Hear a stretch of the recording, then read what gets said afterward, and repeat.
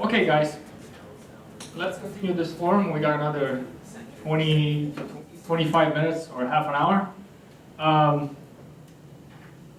Eddie, I want to continue with one aspect here that some of the fundamentalist believers say.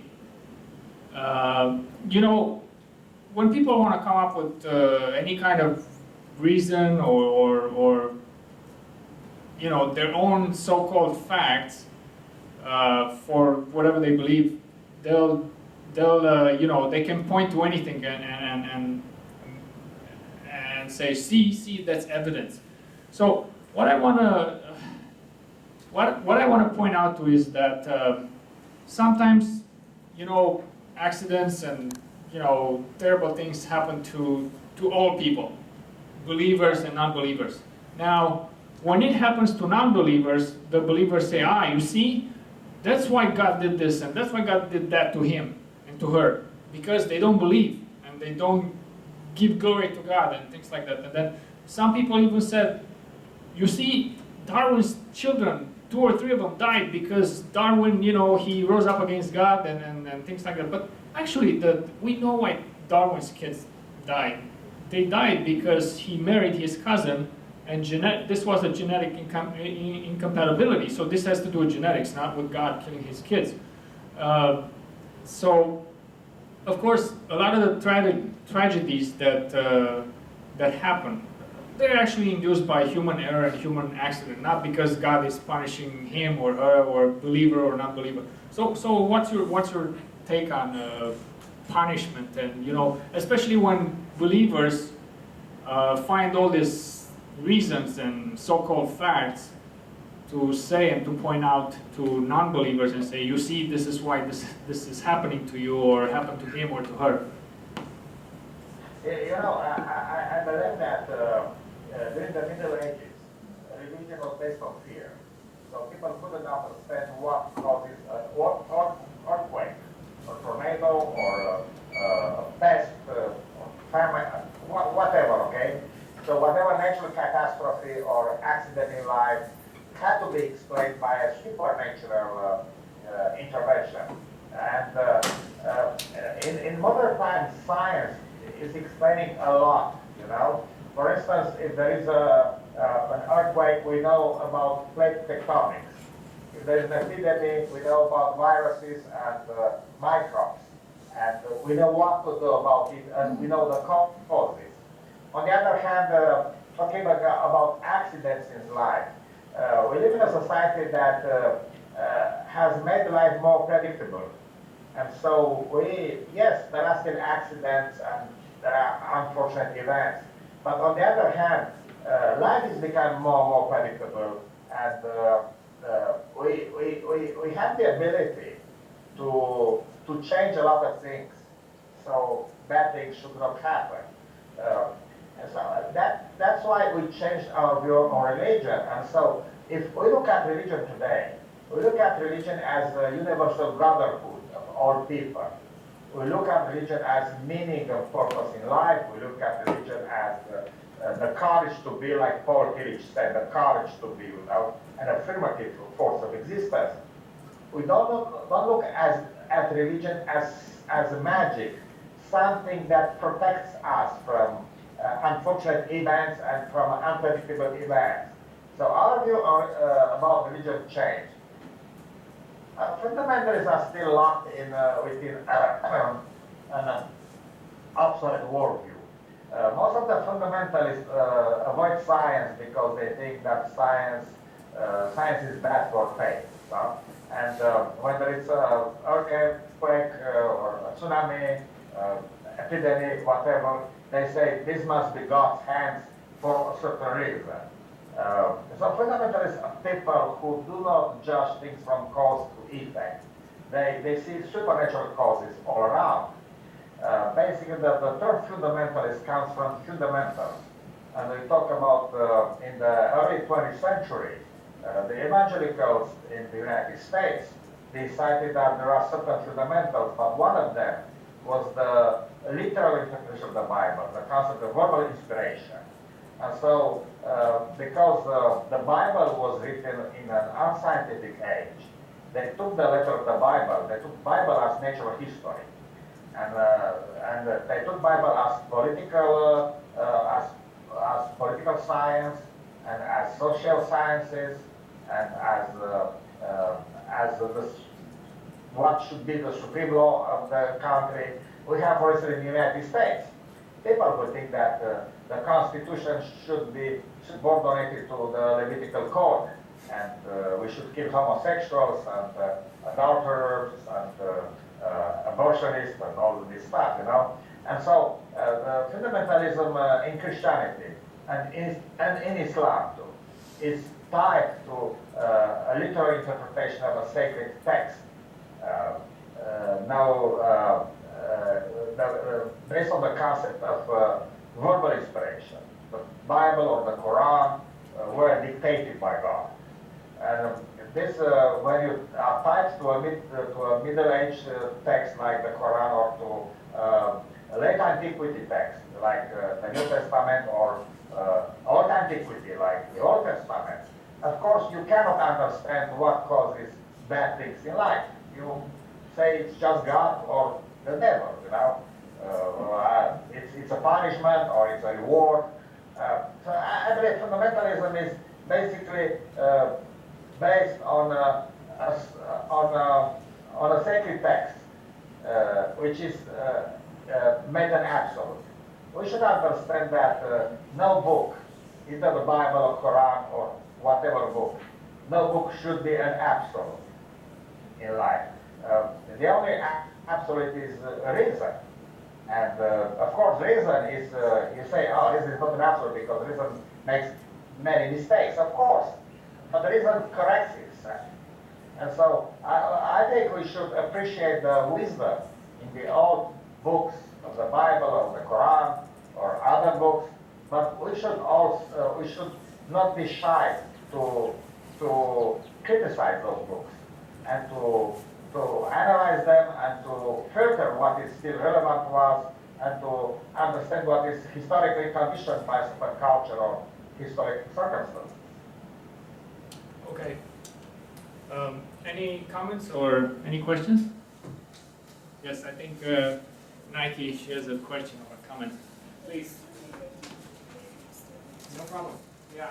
Anything. You can just have a seat there. So Eddie, Yeah, can you hear me? I can hear you, yeah. Okay, so it's related with your previous statement that you say you are also skeptical about any kinds of miracles in the Bible. Is that true? Yeah. Yeah, but it's a little bit different with my opinion because the more I try to figure out about this thing, just like prayer, that sometimes I also feel prayer is just something to make me feel better, to make me feel calm. But the more I try to figure out, then I realize that those kind of supernatural things is real.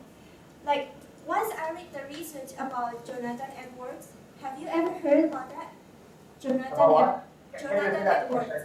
Jonathan Edwards. Have you ever heard of Jonathan Edwards? Oh, Jonathan Edwards, of course, yeah. Yeah, so it's really interesting because how can his following generations becoming a successful person while on the contrary, there is a person about the same age like Jonathan Edwards, he's Mark Jones, but he is atheist and his following generations is not as good as the generations from Jonathan Edwards. So how do you think about this?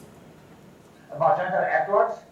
Yeah, about Jonathan Edwards and also about the fact that the more we try to figure out, the more we realize that supernatural things is real. So it's not just based on our brain thinking.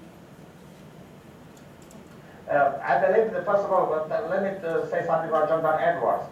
Jonathan Edwards stumbled accidentally upon a very good method of brainwashing because he was preaching like 3 weeks in a row about hell and hell and hell, and everybody was scared to death about hell.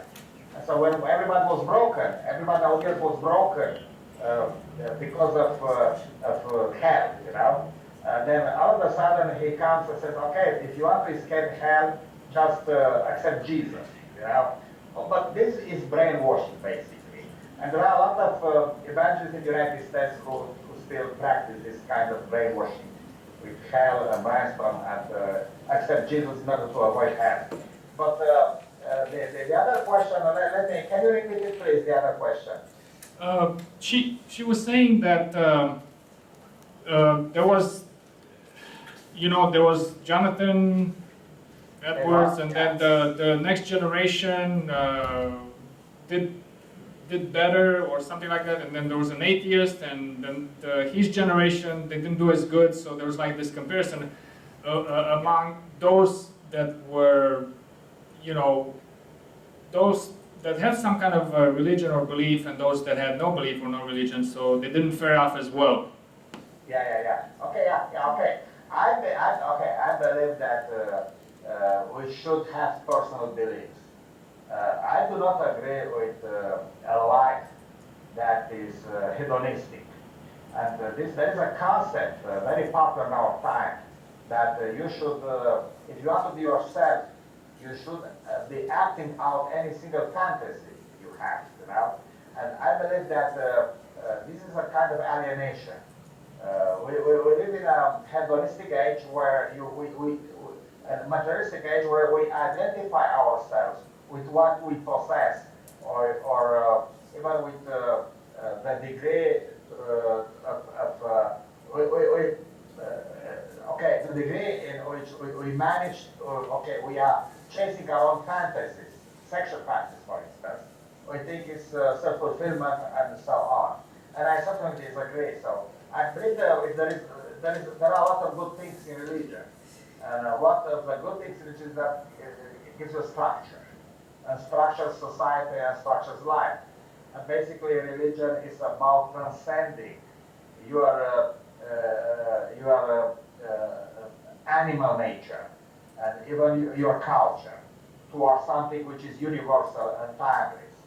So I believe that religion is good, but fear is bad. And I do not believe that we need a religion based on supernatural in our time. So this is my take on it. By the way, can I ask you a question? Yeah, sure. I read on your T-shirt, we can, but I couldn't read further. So what? We can get along. Can you? It says we can get along. Come near the, so you can see it. Okay. Can you see it now, Eddie? It says we can get along. Get wrong? Along. We can get along. We can get along. Oh, Yeah. great. I love it. Yeah. Okay, I love it. Okay. Yeah, definitely. Yeah. Yeah. Amen. Yes. Amen, sister. So I noticed, Eddie, you said a couple of times that some humans, today they sort of have this desires and even sexual fantasies and so forth, and it seems like almost all religions, with a very few exceptions, they usually suppress, anything that has to do with sex. Some religions they actually support the strange idea that you should only have intimacy or intercourse to procreate, not for any kind of enjoyment or pleasure or anything like that. So why do you think religion is so against pleasure, especially if it comes from a sexual desire of some kind? Yeah. Okay, this is a very good question, and I think I struggle with it a lot. So first of all, I think let me look at the bright side of it. Okay, because there is in religion an urge to transcend what is nature, and to procreation is a very sexuality is a very strong urge in our nature, okay? And religion is is basically it implies a kind of self-discipline and say, okay, my life is not all about my sexual fantasies, it's about something above sexuality. On the other hand, we have this tendency to suppress sexuality, not in all religions. For instance, Judaism doesn't have it, okay?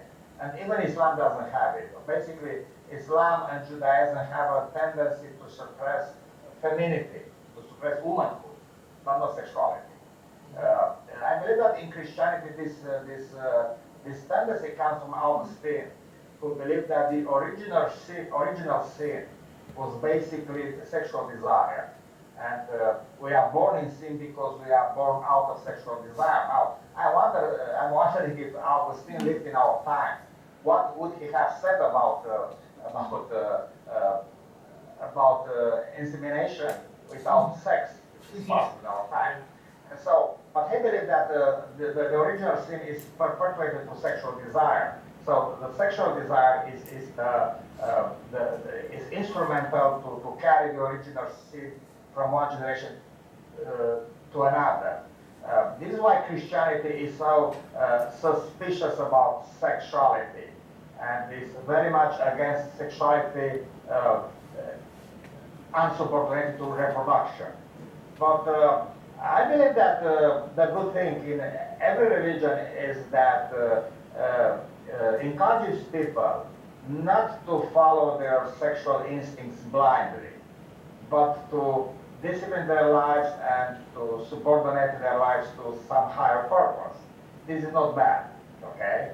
But in Christianity, as I said, sexuality is a matter of taboo and superstition because of the concept of the original sin.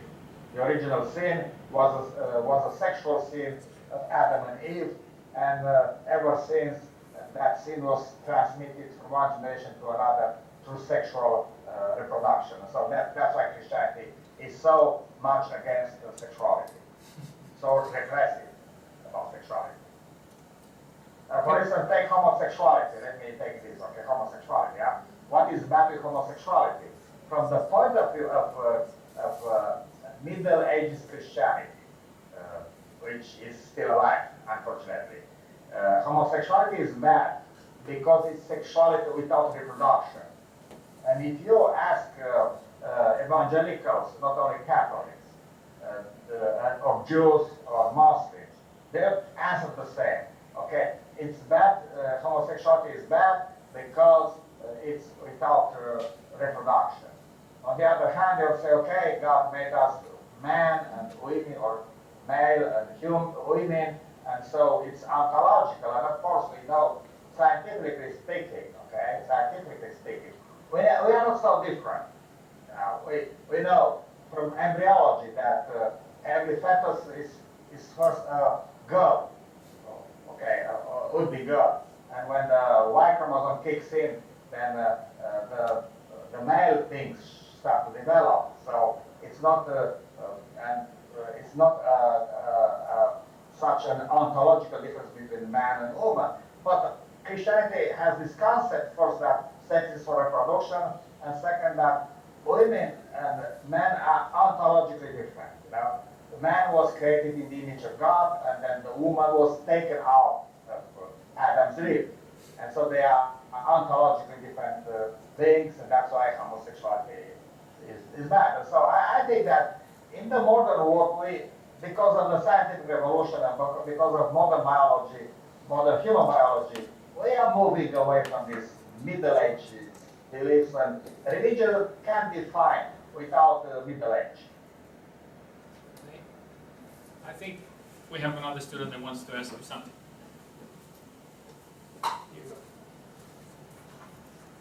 Hi, I really like everything you say. So I have one question for you.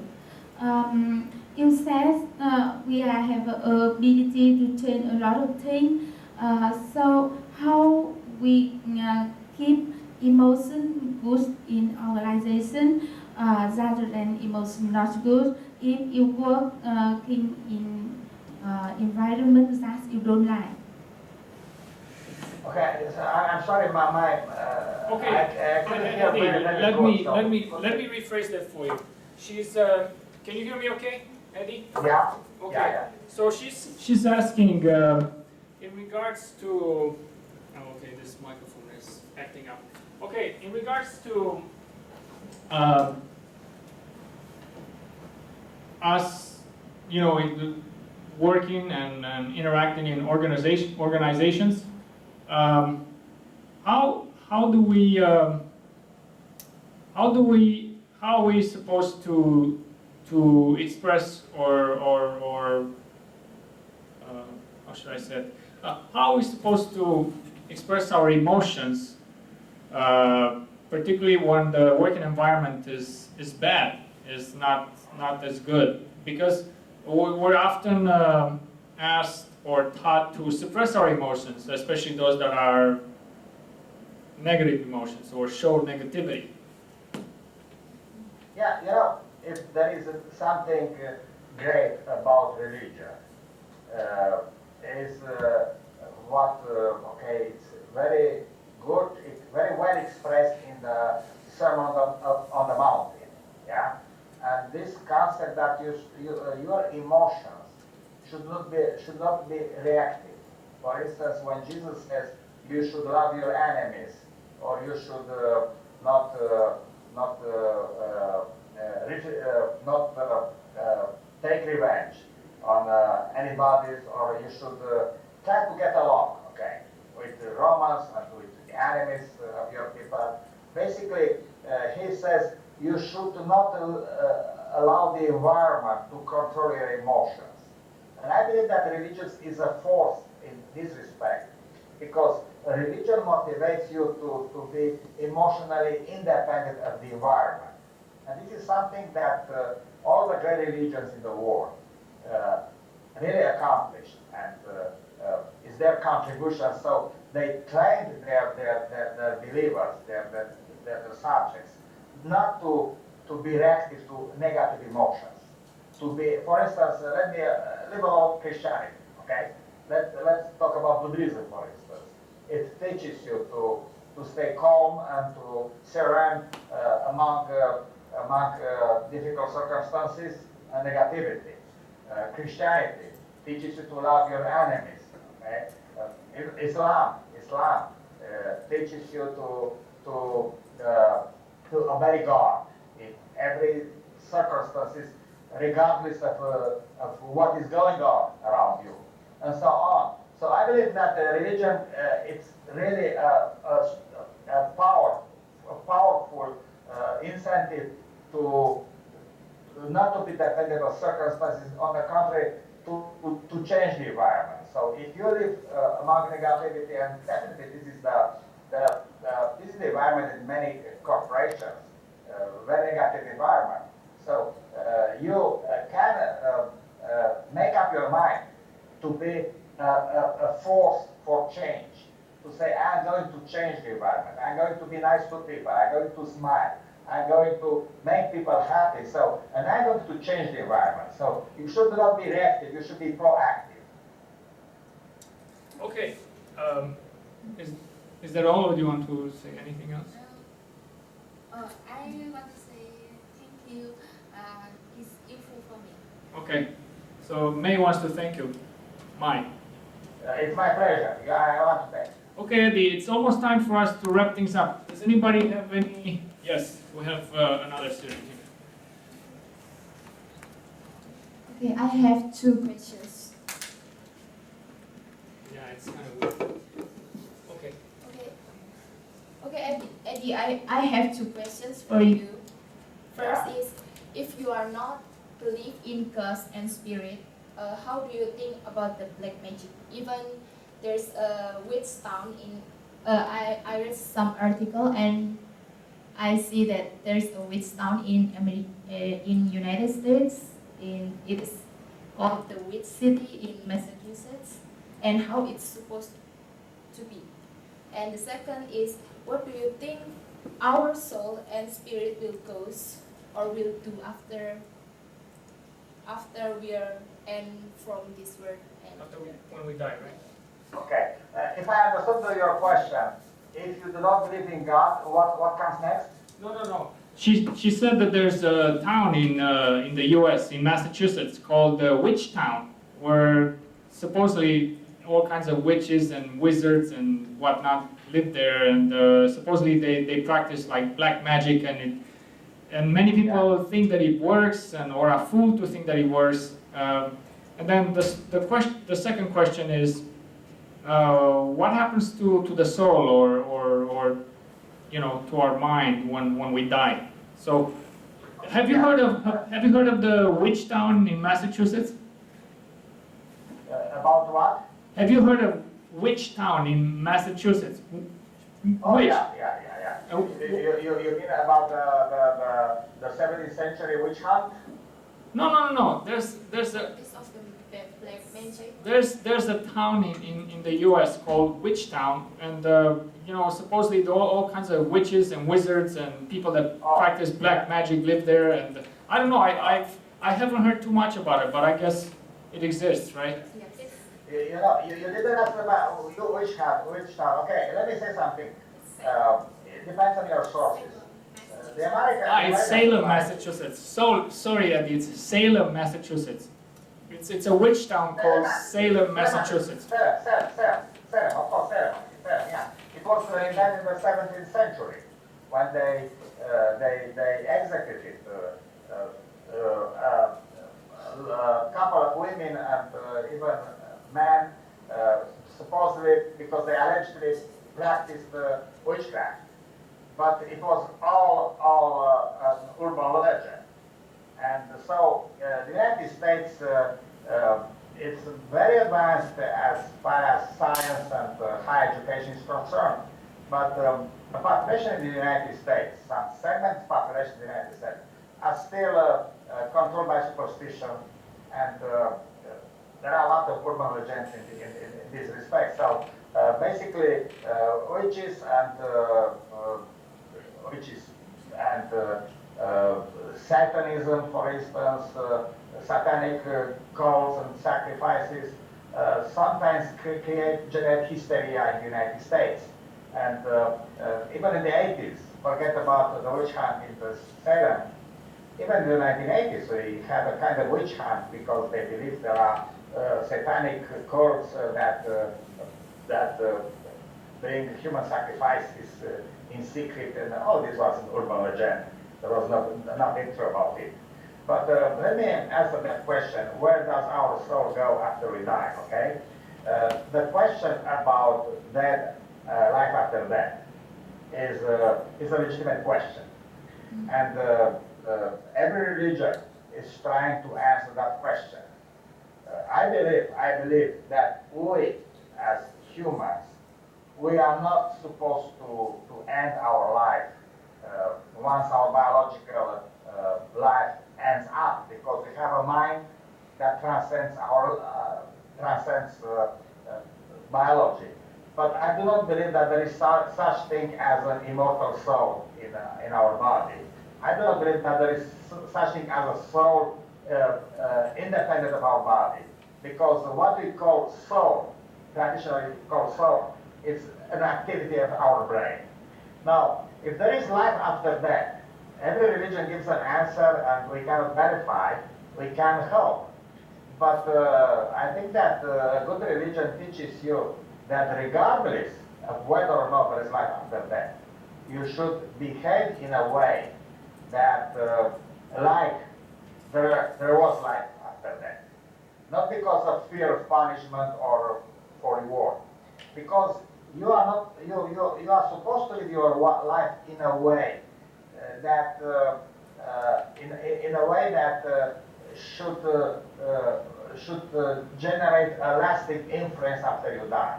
You are supposed to live for something that will last after you die. So to make people happier and to make the world a better place for people after you die. So I believe that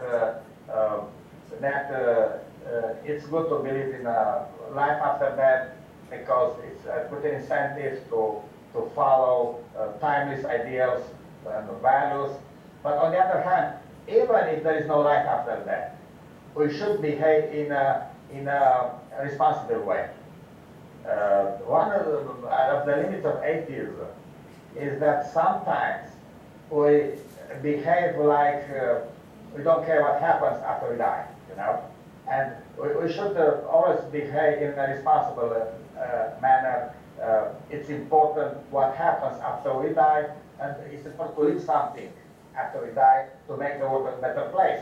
But as far as our soul is concerned, I believe that once the brain dies, our soul ceases to exist.